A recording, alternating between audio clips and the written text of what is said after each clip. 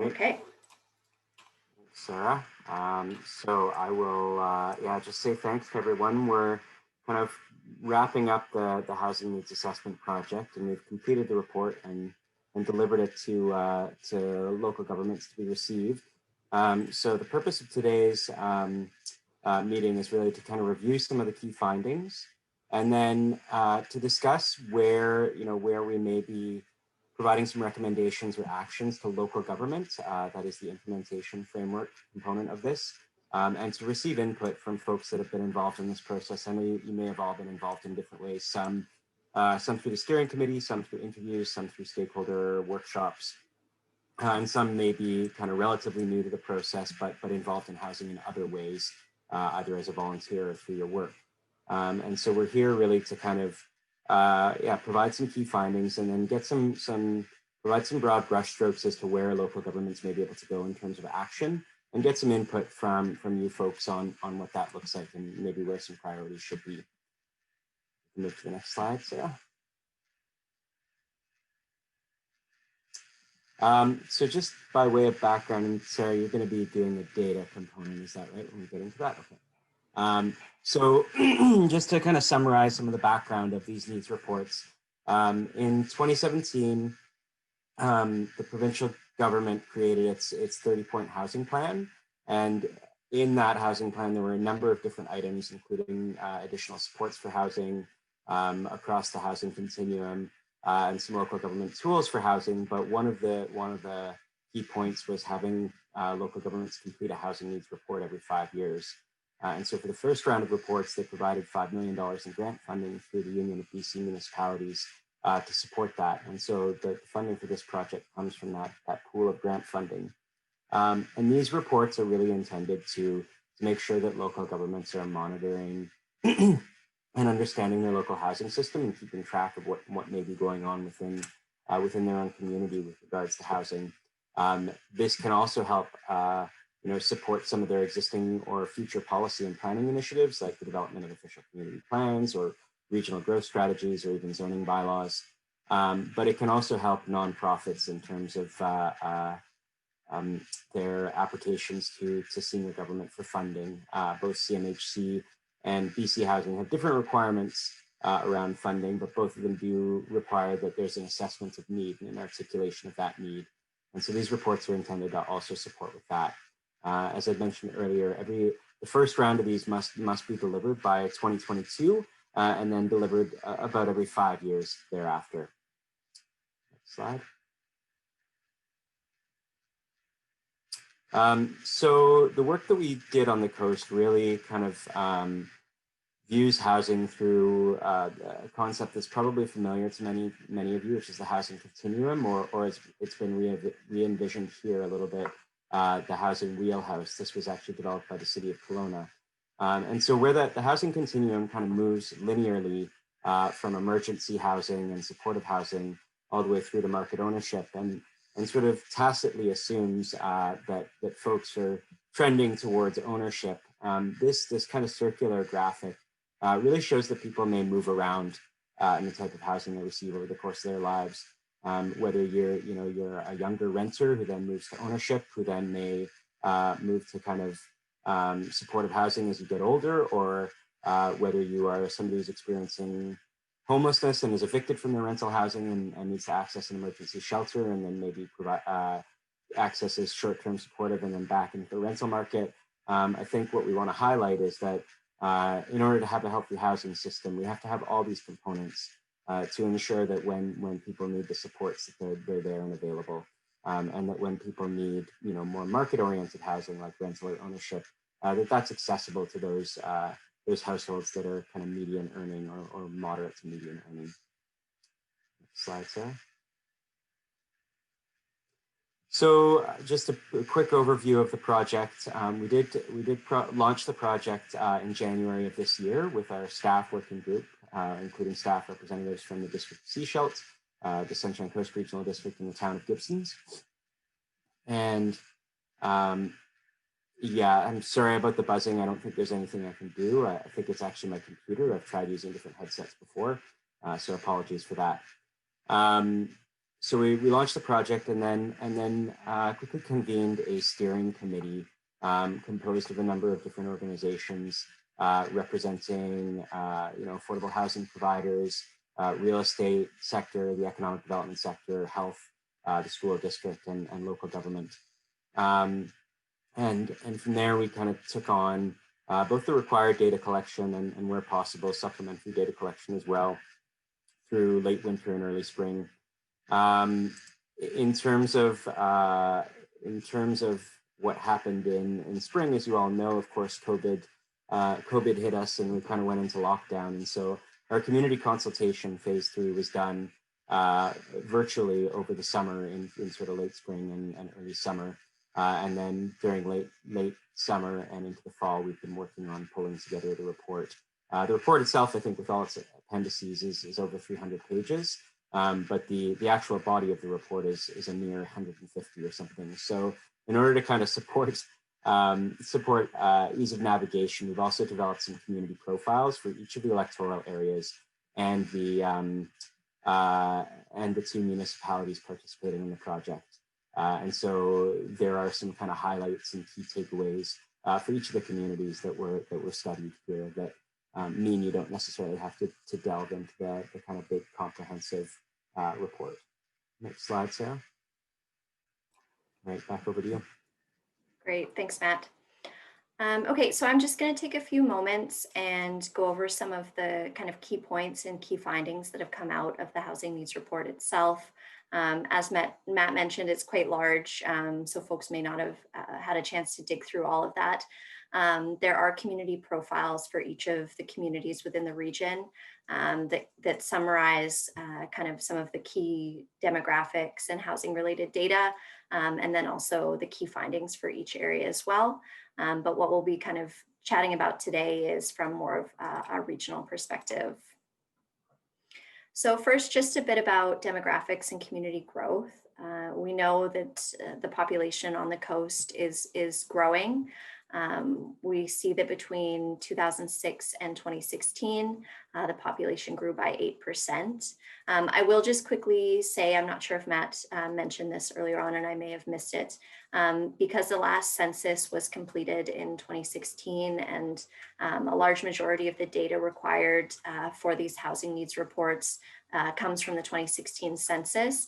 You will see us referencing 2016 quite a bit. Obviously, there is a bit of a time lag in that now that we're in 2020, but the next census isn't until 2021, and then that information will be available in 2022.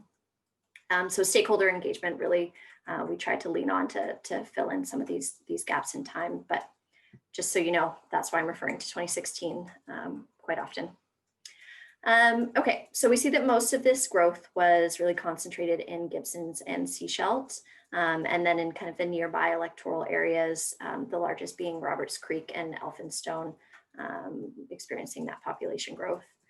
Along with population growth, we're also seeing that the population is aging. This is pretty on trend with what we're seeing across BC and across Canada, as we do have an aging population. But what comes along with that is also the formation of more smaller households. As they become more common as children move out, individuals are living then as couples or maybe by themselves. At the same time, projections show that we're anticipating a moderate increase in the number of adults aged 25 to 44 and children aged 0 to 14. And there's also anecdotal evidence on the coast that there is a kind of an influx or migration of younger families to the area. And it'll be interesting to kind of see how that is reflected in this upcoming census year. As far as housing stock, single detached homes are certainly the most common type of housing across the coast. And when we look at the affordability of those homes, they're essentially unaffordable for median earning households in almost all communities. And we'll talk a little bit more about that in a minute. In 2016, we see that 1-bedroom and studio units, so those smaller units, comprise about 9 to 14% of occupied dwellings on the coast. This is compared to anywhere between 66 to 87% of households being one or two a person. So a high demand perhaps for those smaller units, but less availability in most communities.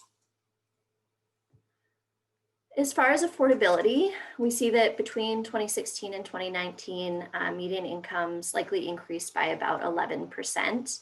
However, over that same time period, the average sales price for a detached dwelling, so a single family home, increased by approximately 53%. That's across the coast. So some communities saw higher increases than that, and some saw a little bit less. We know that single income households, like lone parent families and individuals living alone, so perhaps some of those aging folks who are now in their own household, are likely priced out of most ownership options. As far as rental affordability, we know that the cost of rent has increased substantially in recent years in both the electoral areas and the municipalities across the coast. Current reported highest average rents right now are in West Howe Sound, Roberts Creek, and Half Moon Bay. In 2016, 40% or more of all renter households were living in unaffordable housing across the coast. So this is the percentage of households that are paying more than 30% of their before tax income on their housing costs.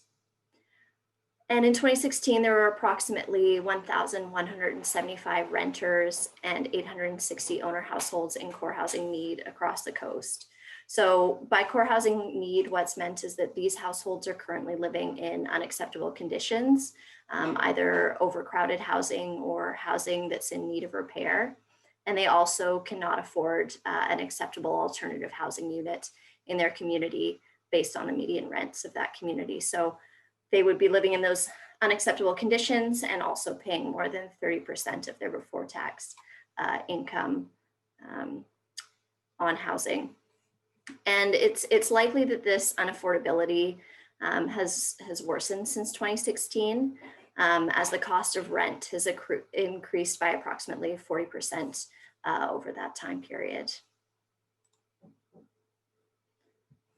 When we look specifically at vulnerable groups, we know that in 2018, there was a point in time count and 57 individuals were identified as experiencing homelessness in Sechelt and Gibsons.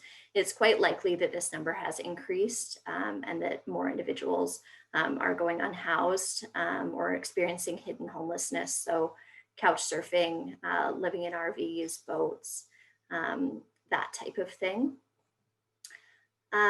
In 2019, so this is information available to us through BC Housing, we know that 560 households in electoral areas and municipalities were receiving some form of housing support, and that most of those supports were going towards senior households.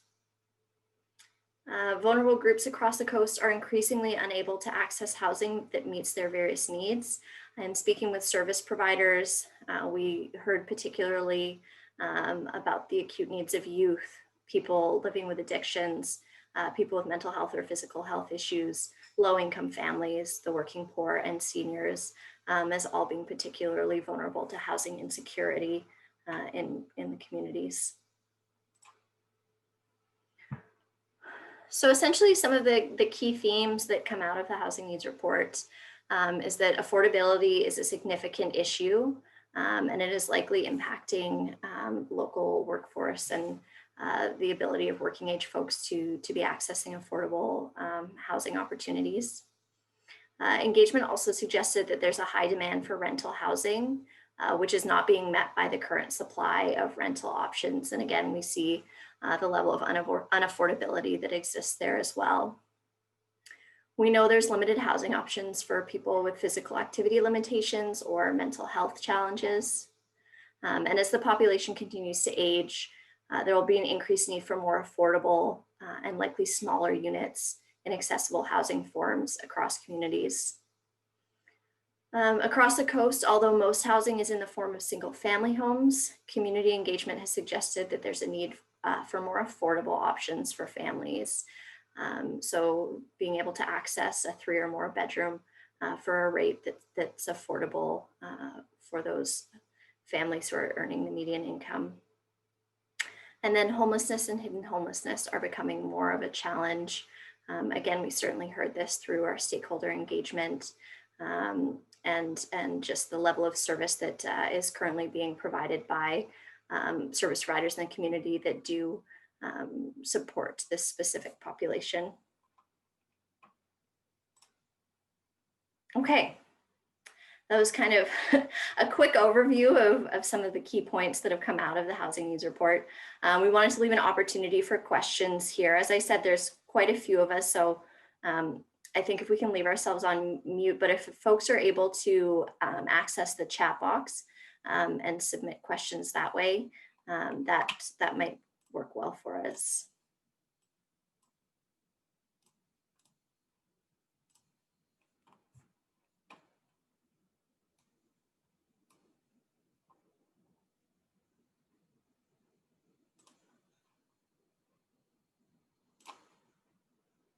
I'll just give it a minute. I'm not seeing any questions coming in, but.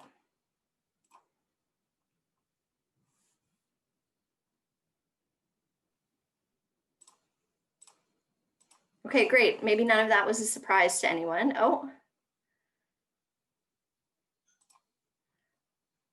Clarence, I'm surprised not to see housing needs for people with disabilities. Yeah, and we do reference, and it is a key area of local need that has been identified in the housing needs report itself.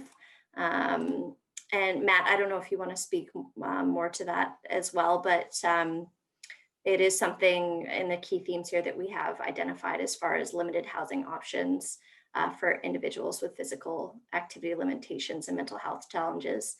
And I think that is meant to encompass individuals living with a disability as well. Yeah, there's this sort of kind of catch-all term that CMHC uses, which is people with activity limitations, which covers both physical activity and other potential disabilities. And so, unfortunately, the data that CMHC gives us is very limited in terms of kind of core housing need and demographics. It's just not available for the smaller communities on the coast. So a lot of the information that we gathered about that around people with developmental disabilities and other forms of disabilities was gathered through the stakeholder engagement. And so it's referenced, I think, for all of the areas. I think probably to your point and your understanding, Clarence, the biggest concern that I'd probably flag with it is older adult households who have a child with a developmental disability who as they age may be able to less and less take care of them, and thinking about housing options for them, which I know SCACL already has and is working on. Our next question was around, has there been any input from Seashell Nation? And Matt, I don't know if you'd like me to speak to this one or if you want to. Yeah, that'd be great. Yeah, so there was an invitation for Seashell Nation to participate in the process as part of the working group, and then also to give input through the engagement.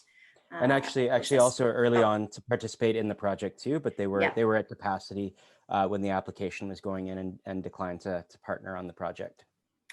Yeah, and so I say that's probably the theme through this is there hasn't been a lot of input from Seashell Nation up until this point, and that is largely due to just a capacity issue around the timing. But certainly there have been efforts to engage them throughout the process at a steering committee level and during engagement as well. Next question is District 46 reporting increased enrollment. Can't recall the latest numbers. Neither can I. Matt or Emily, I'll look to you. Do we know? Yeah, I actually just looked at these yesterday.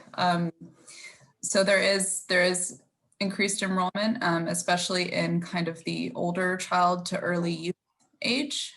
So they're seeing especially a difference around that kind of 9 to 14 years old. Thanks. And that is data we've added into the housing needs report, so you'll be able to see it.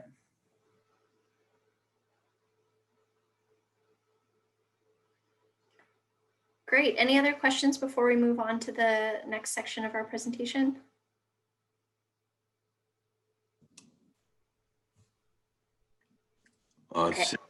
question, but I don't know how to get it to go. Oh, okay, no worries. It doesn't seem to have a button, so I'll just read it. In Vancouver, there are a lot of short-term rental units going on the market or to full-time rentals. Is this same phenomenon happening on the coast? Thanks, David. Matt, I don't know if this is something we can Yeah, accurately speak to in real time, or if you have a sense. well, I mean, I think we've certainly seen a lot of short-term vacation rentals, and there is data in the report pointing to it over the last number of years. I think as a general trend that we've seen across the provinces, those have bottomed out since COVID. Now, we don't have full up-to-date data, so it's actually not clear what's happening now. But when things went into lockdown in the spring, we saw a decline in the number of units that were being listed on short-term vacation rental sites. But I think the most recent information might be a snapshot data from August. Is that right, Emily? But I mean, sorry. Yeah, we've got a snapshot from April, right? Okay, During April. Yeah, but we've also got we speak to trends a little bit. Yeah, so I mean, I think the trend in a community like ours is that certainly short-term vacation rentals are a fairly prominent form of accommodation for tourists, and certainly I think have been raised both as a benefit to local homeowners in terms of kind of making their affordability work, but also potentially a challenge because sometimes units are being rented out that were intended for the long-term rental market.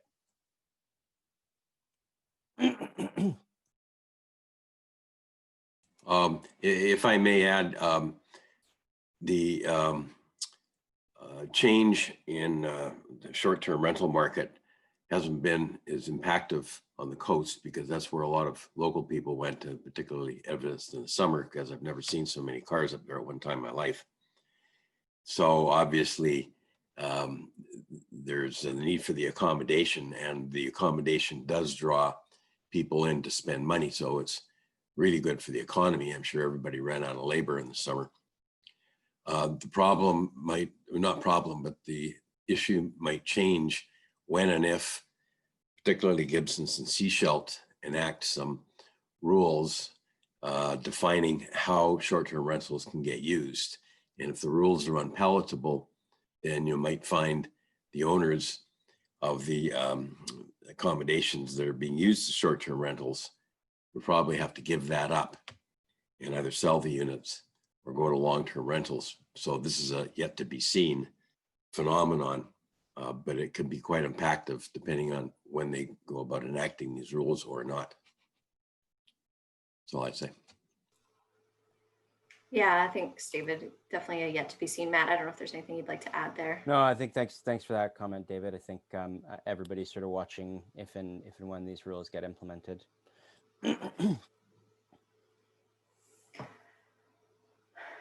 Okay. If that's everything for questions at this point, what we'll do is move into the next section of our presentation. You're welcome to pose questions in the chat box throughout, and we can field those as best we can.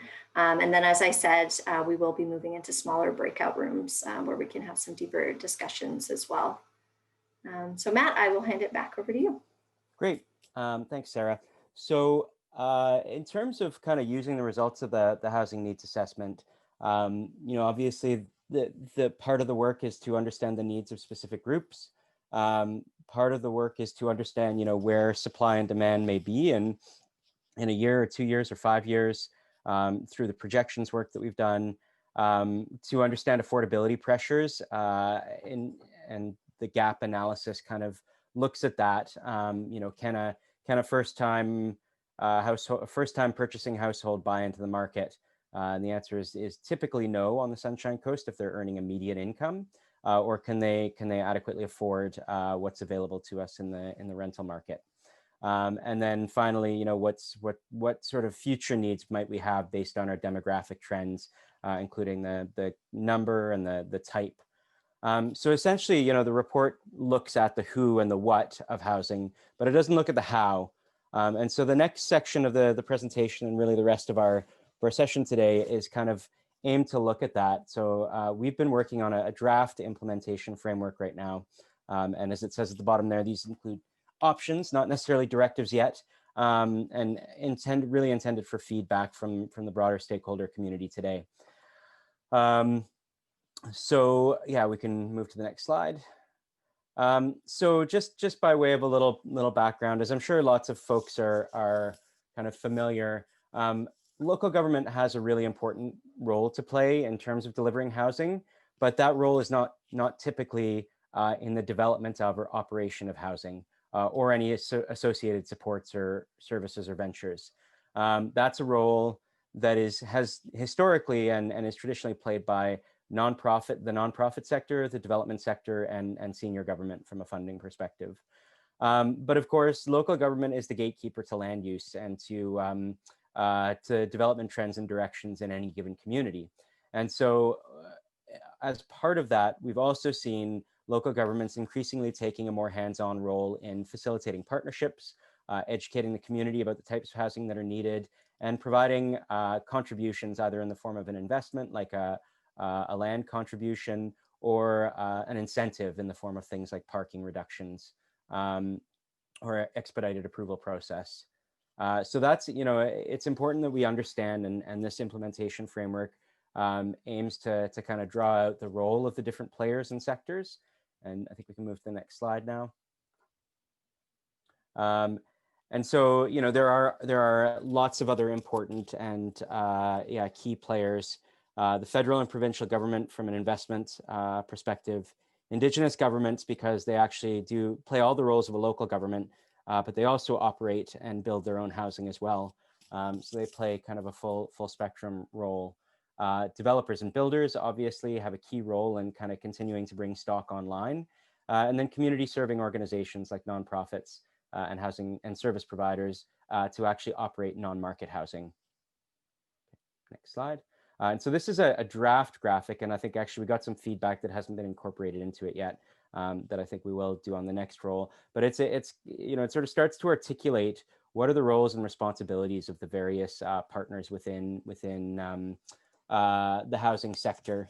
And I think probably the one edit that we need to add in here is that really this sort of monitor, research, and innovate is actually a role that everybody takes on. Developers and builders are always continuing to innovate.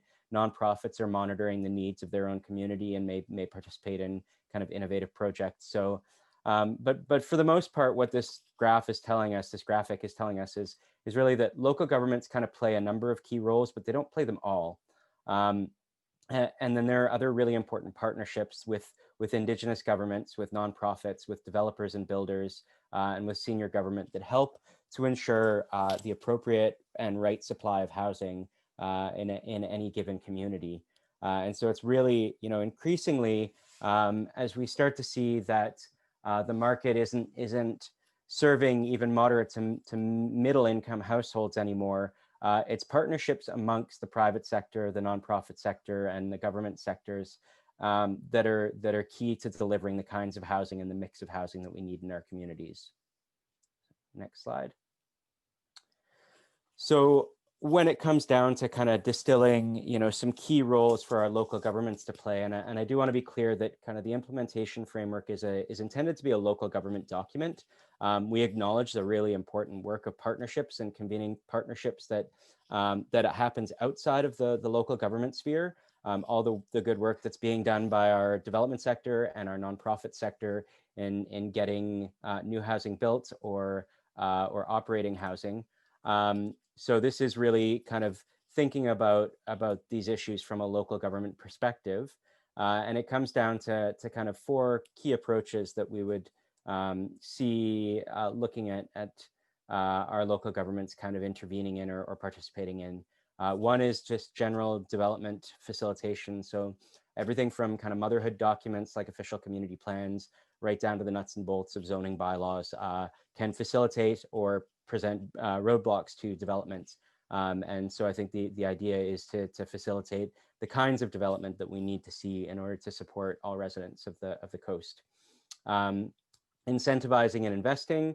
As I'd mentioned earlier, that can look like a range of different things, everything from providing land through to providing sort of development incentives in the form of reduced parking or DCC waivers or expedited approvals processes. Increasingly, the local governments are forming and convening or participating in partnerships with a range of other players in the housing sector in order to progress certain types of housing or projects forward. And then finally, kind of advocating and educating the public. I think there's kind of, a couple of different roles here. One is working with the public and working with stakeholders to educate the public about the need for a diversity of housing in our communities. And the other is to continue to advocate for increased funding, increased resources, and increased tools to senior government. And that's, everything from conversations with BC Housing to conversations with Canada Mortgage and Housing Corporation to advocacy through the Union of BC Municipalities. Next slide, Sarah. So to delve into each of these issues a little bit, what we're going to do is kind of talk about each of these areas and provide a few examples of how other communities are kind of doing some interesting work. The goal of this is really to kind of prompt discussion when we get to the discussion component of today's workshop about how our own local governments may participate or prioritize certain actions. And so as we move through these kind of four areas that we've developed, I hope that you can all kind of think about, the actions that you've seen our local governments take and where you hope that they might go in order to support the work that you're doing or the populations that you work with. And so to kind of talk about facilitating development, local governments, as I'd mentioned, have a whole range of different tools, everything from the official community plan, which is the visionary guiding document for a community, all the way down to the nuts and bolts of zoning bylaws and development permits. And so, all of this information or all these tools can be used to either protect or advance or limit certain kinds of housing. And so it really does, become a question of what kinds of housing are we looking to support. And I think, while there are variations between our community and certainly differences between the rural and more urban contexts that we see in the electoral areas versus the district of Sechelt and the town of Gibsons, I think it's important to think about how some of these planning and regulatory tools might be applied out across the coast. So next slide, Sarah. So one example that we want to look at, in large part because the dominant form of housing, even in Sechelt and Gibsons, remains a single family home, is providing some increased flexibility for density in single family lots in appropriate areas. And when I say appropriate, I really mean areas that are close to transit, close to amenities, and close to services. And so one example of a community that's done this is Coquitlam, where they've taken an RT1 zoning and created this new zoning designation, which allows up to 4 units of single family type housing on a single family lot. And so you can have these 3 or 4 plexes that allow for both stratification or for the owner to rent these units out to be built on these lots. And it's an interesting tool because it essentially provides owners a great deal more flexibility in terms of how they're using their lots. And probably one of the older examples of this type of housing that we might see that we can think of are the older heritage houses in Kitsilano, where there might be a number of apartments in them, and they could either be rental or they could be stratified. And so this kind of initiative is not unique to Coquitlam. Other communities are doing it. The city of Kelowna also undertook it.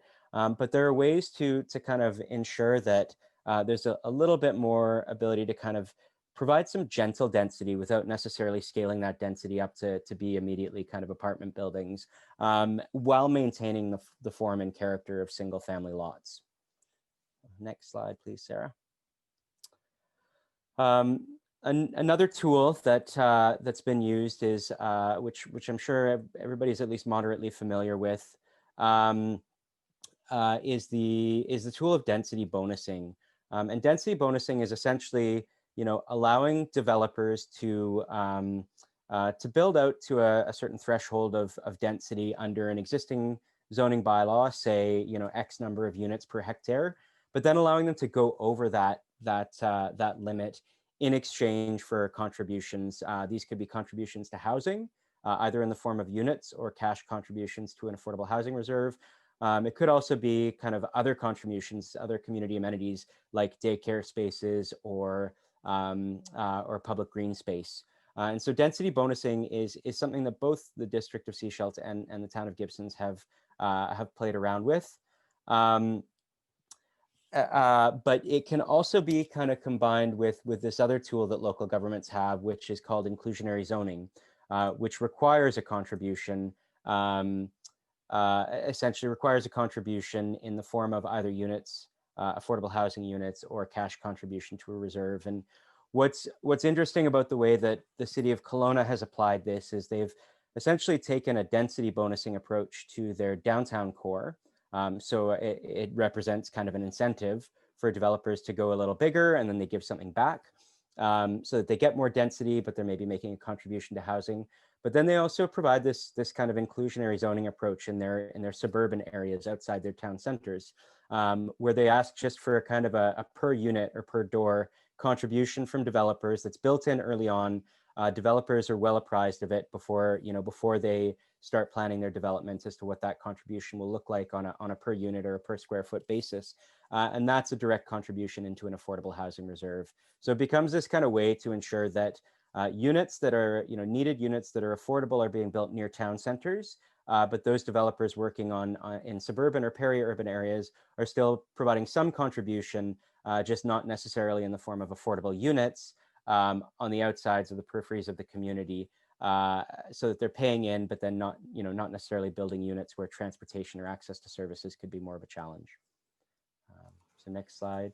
Just Sarah? a question here in the chat box, Matt, before we move on from Silas. Yep. For either you or any of the representatives from the regional district that we have today, how does the pre-zoning for infill tool differ from what the regional district has already proposed a couple of years ago, at least in electoral areas? And secondly, what happened to that regional district plan? I may defer that question to Julie if you're prepared to. I'm not sure if you're prepared to speak on the spot to it, Julie. Sure, I can jump in here. Hi, everyone. Those policy pieces have been integrated into each of the official community plans, and as yet not carried through to the respective zoning bylaws. So the policy direction is there. And zoning bylaw updates would be the tool to integrate them into the regulations. Thanks, Julie. And do you know how they differ from pre-zoning or infill? I'm not familiar with. Well, I think they wouldn't involve pre-zoning. If they might be OCP land use designations, but they're not necessarily pre-zoned. So what was different in Coquitlam and Kelowna around the pre-zoning piece was they actually did kind of a blanket pre-zoning of over 400 units, I think, in both communities, or 400 lots in both communities, where they just outright, after a period of engagement, designated the land use done. So it's not a matter of each landowner having to go through a rezoning process. It was kind of a blanket process that was done, which certainly hasn't been done in, I don't think, in any of our communities on the coast, that kind of pre-zoning approach.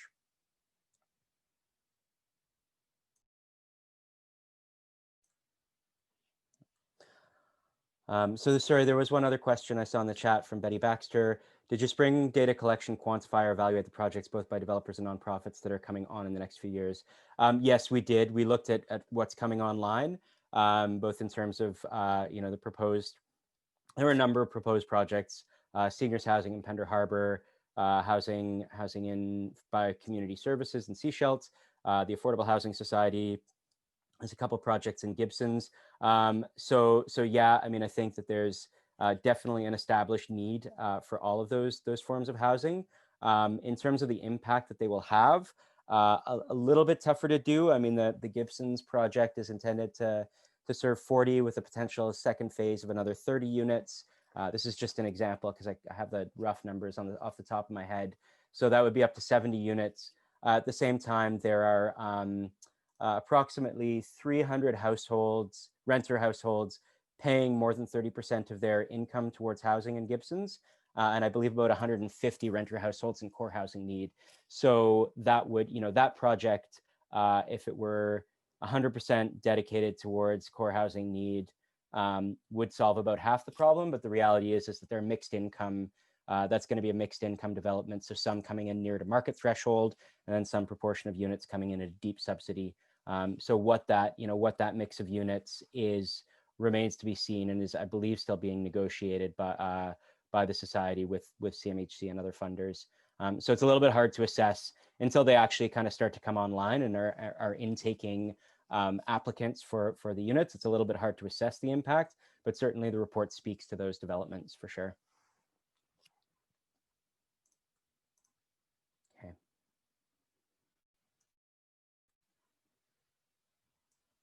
So just to kind of talk through some of the options or the big moves and the options under here.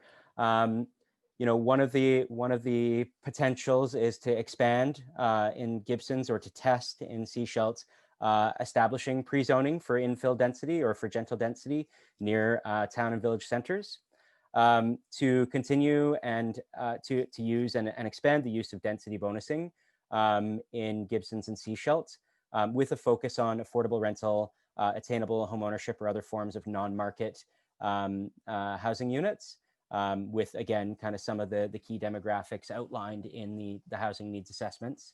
To maybe look at the use of inclusionary zoning, and then probably in relation to Sechelt here, given that it's kind of a larger geographic area and has some more of that peri-urban or suburban development in it, to require some contributions to housing reserves that would be set prior to development and made very clear to developers, but then go into an affordable housing reserve.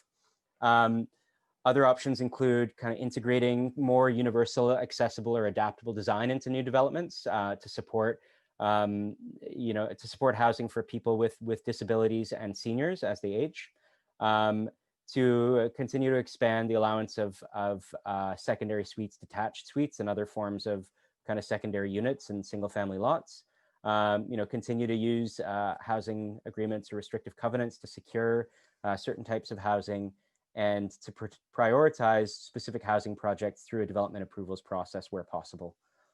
So those would be kind of a long list of some of the options under facilitate development. And when we break out into our small groups, if you're not catching all this, we can kind of return to some of the slides and revisit them. So I think we can move to the next slide. When we get into investing and incentivizing, this becomes it's one of these tools that is not new, so to speak, because governments have been experimenting with it for a number of years, but it's starting to be kind of crystallized as a bit more of an expectation from senior government funders that the municipality, even smaller municipalities, will do what they can to support a project moving forward.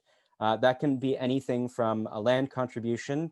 So for example, the Shaw Road land contribution in Gibsons, or some number of years ago, the Sechelt taking over the federal land that the old RCMP station was on in the district of Sechelt, and providing legacy housing there. It could also involve kind of grant funding, the waiving or the reduction of development cost charges to affordable or needed housing types, or to the kind of expediting of particular projects where it represents a kind of priority housing type. We've also talked about reduction of parking requirements. Those are the kinds of things that would depend on the type of housing that's being built. So for example, supportive housing doesn't necessarily have a great need for parking for tenants, as they're likely to be on income assistance and therefore may not need access to a personal vehicle, versus kind of a low end of market rental housing, which is certainly going to require more parking. So that's kind of a case-by-case decision for local governments. So next slide, please, Sarah.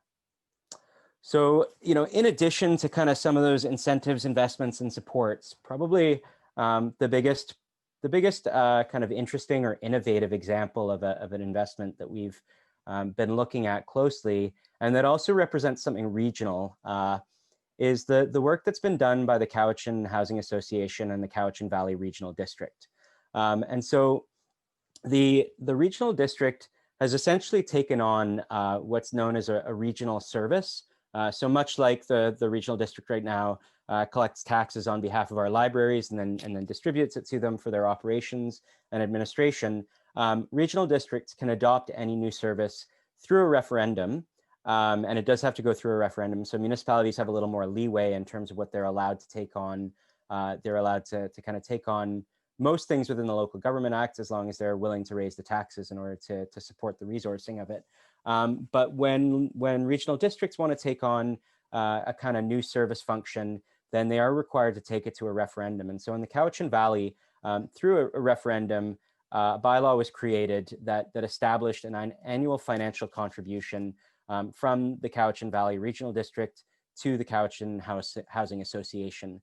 And so basically they've become the kind of primary organization that draws on this reserve fund. The reserve fund helps support some of their core operations, but more importantly, the bulk of the funding goes towards the acquisition of land and development costs, especially some of those early pre-development costs that don't get a lot of funding through senior government.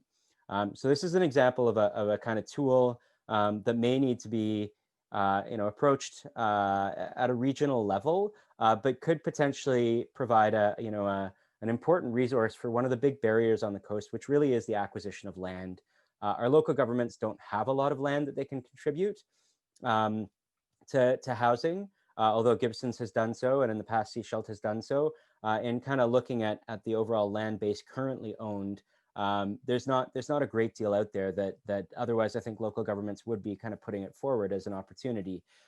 So this is one kind of strategy or tactic that addresses that challenge through a kind of regional function, which I think is important given that our community is very much regionally tied together in the way that a lot of other regional districts aren't.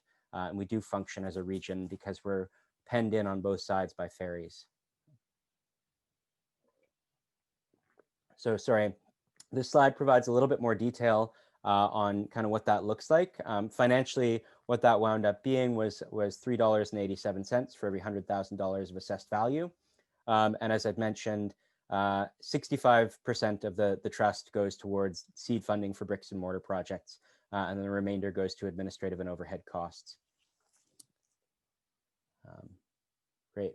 And then, in terms of kind of a more established and more traditional incentive package, the City of Kamloops offers a suite of incentives to promote affordable and attainable housing within the city, including, depending on the type of housing, the ability to access funds from the Affordable Housing Reserve, DCC exemptions, reduced parking requirements, some downtown revitalization tax exemptions, expedited application processes, and assistance with public consultation. So all of those in order to kind of support projects that they want to see move forward in their community.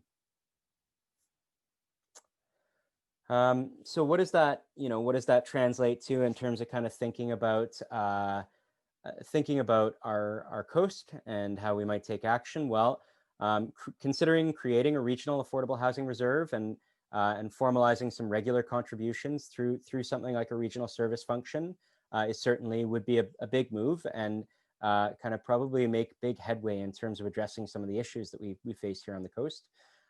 Looking at the development incentives that can be offered around projects that are either wholly affordable or that have a component that's affordable. So for example, BC Housing has a new affordable home ownership program that they're working with developers on. If there were, for example, certain projects or developments that had a component of affordable home ownership with a partner like BC Housing, offering the opportunity for some development incentives. And then inventorying those and making them clear to developers, because I think developers tend to function best when both things on the regulatory side and things on the incentive side are clear, and they can build them into their pro formas and establish, what the cost benefit is on any project, given potential, potential asks from the municipality, but also potential contributions from the municipality. Then some other options that we're looking at is how might the municipalities kind of incentivize more long-term rental and the development of more secondary suites. Next slide, Sarah. Thanks. So I'm gonna hand over. I'm gonna go with this slide and then I think hand over to Emily for kind of our last best practice example.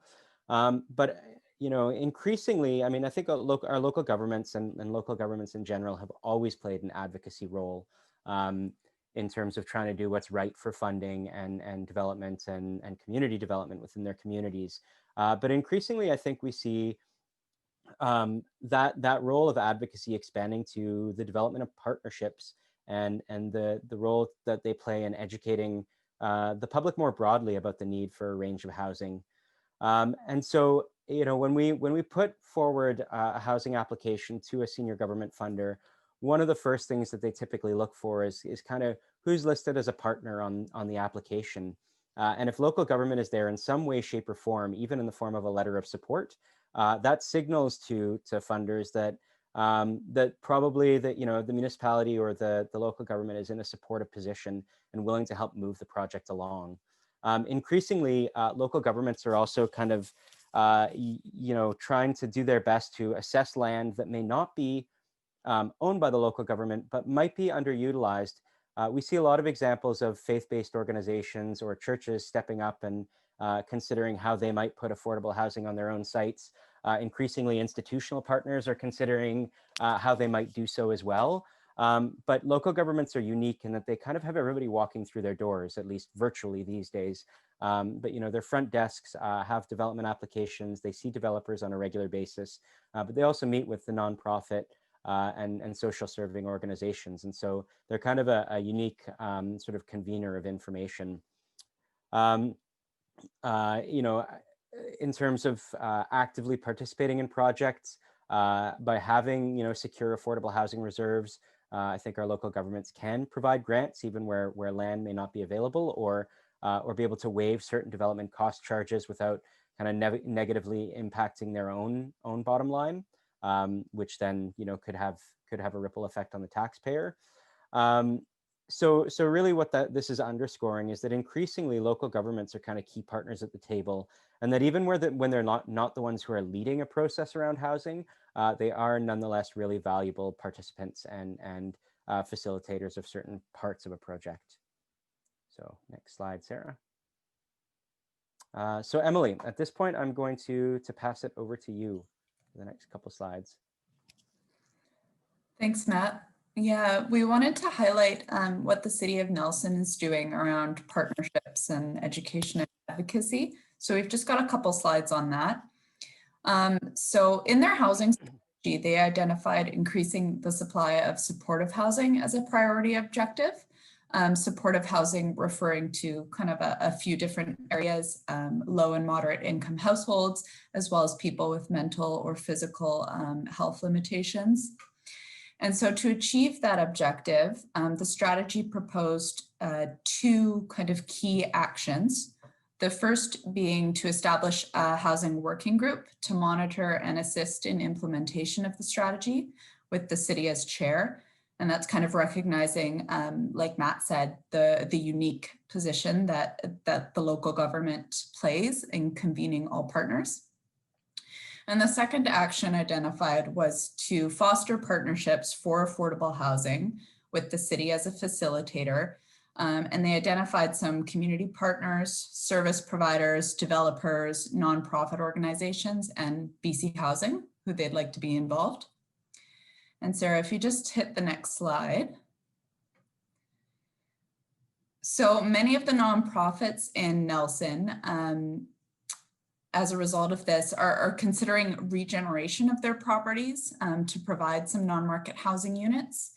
And the city considers the opportunity to provide higher densities or mixed uses than would otherwise be just kind of allowed under existing regulations to help offset the costs of providing some non-market units on those properties.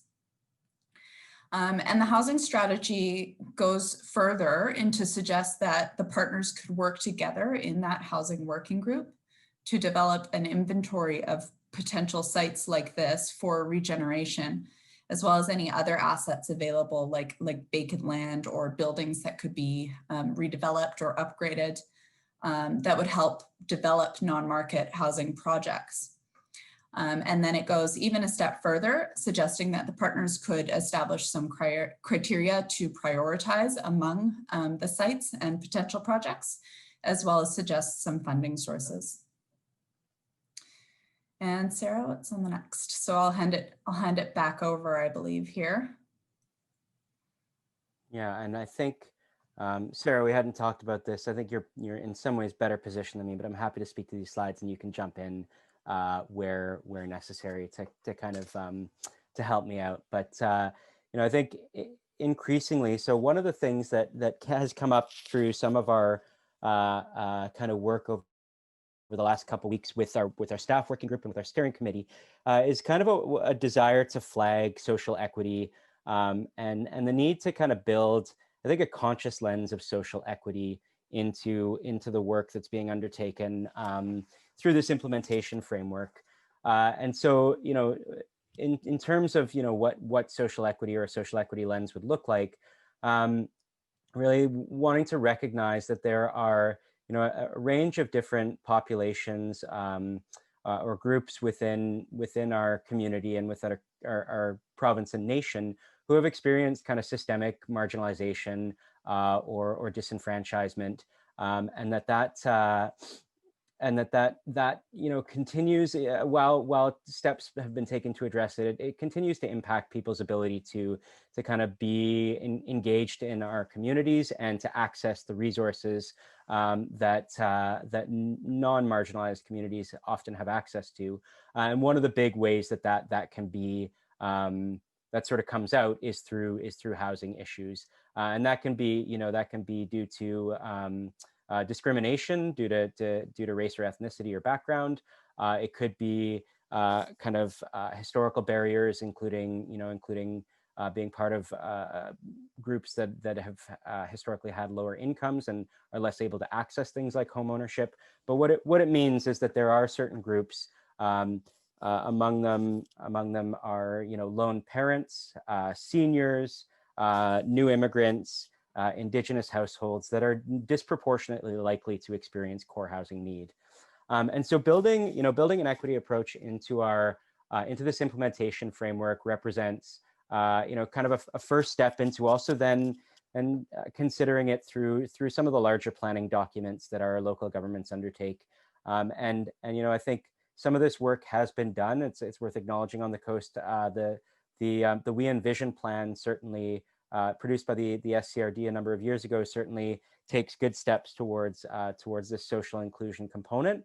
But you know, I think our challenge is to consider how we can continue to integrate this piece, into the work that local governments are doing. And Sarah, I may pause here and see if you've got anything else to add. No, Matt, I think you covered it well. You did a great job there. And I think the key piece is really acknowledging systemic barriers that exist in our communities that some are faced with more than others. And how can we acknowledge that through our policy and program developing that we're doing with our local governments. Thanks. I don't know, Matt, do you want to speak to the Kelowna social framework? I'll speak to this. So one example of this that we just wanted to highlight is some work done in Kelowna. So in 2012, Kelowna developed a social framework, which is really quite a high level document. I think it's only about 10 pages, that really tries to highlight and illustrate the roles that the city plays in social sustainability through its own, everything from its infrastructure to its policies to its programs. And it recognizes kind of housing needs as a key component of social sustainability. I think we can go to the next slide. What that's led to, or kind of the work that's been done in Kelowna since then, is really kind of this multi-pronged approach to addressing social sustainability through their Healthy City strategy, which outlines a number of areas that they have completed strategies on or are working on strategies on that are intended to break down a lot of those systemic barriers, at least from a municipal perspective. They work very closely with Interior Health on a lot of this work. So they are coming at it from kind of a comprehensive institutional perspective. So they have these 6 strategies, and a few of which are complete and some of which are underway. The Community for All, which is a social inclusion strategy, a healthy neighborhood design strategy, a healthy housing strategy, which has been completed, as is the Community for All, healthy transportation network strategy, which has been completed. And then I believe they're still working on the healthy natural environment and healthy food system strategies. And so what these strategies and kind of this healthy city strategy do is serve as a companion document to the OCP. And I think, provide a little bit of that drill down. And so I mentioned the We Envision plan a couple of minutes ago, or strategy. In many ways, that provides that same sort of backbone as the social framework that was developed. But I think there's more work to be done, kind of drilling down on many of the social equity pieces that we see here on the coast, and to some extent doing it in kind of a coordinated and regional way. So finally, kind of some partnership, big moves. Continuing to partner with BC Housing and exploring partnership opportunities for ongoing expansion of shelter and short-term supportive housing for those experiencing homelessness. Identifying areas potentially, either local government owned or otherwise owned, through a land inventory that could show us where, in relation to some of our small development HUDs like Heart of the Creek or the Half Moon Bay Village or Madeira Park, where there may be appropriate sites for some gentle density and some rural forms of affordable housing. To continue to engage with partners at BC Housing and municipalities, and probably most importantly the Shishal Nation, to discuss their own plans and projects and prospects to support housing projects. Again, worth mentioning here, exploring this opportunity for regional service, which would have to be very much a partnership approach, regional service function for affordable housing. Advocating to senior levels of government for more supports on the coast, which I think we've done very well collectively, but continuing down that path. Seeking opportunities to kind of think about expanded transportation, especially as it links to kind of some of our development hubs on the coast. More information regarding secondary suites and other forms of kind of detached rental. And then, as noted here, and as I noted before, drawing in the We Envision strategy. So thinking about how we might develop a social equity framework that can really guide some of our collective infrastructure planning and our community planning in the future across the coast. So we are just a few minutes over where we were hoping to be. Sarah, do you want to just walk us through where we're going to be going for the next hour? Yeah, so we'll be breaking up into our discussion groups for the remaining time. And I'll just go through, it's a time for discussion and questions and that kind of stuff. But we have developed 3 kind of guiding questions that we're hoping to explore. And then I'll go through those, and then I'll divide us up into our breakout rooms.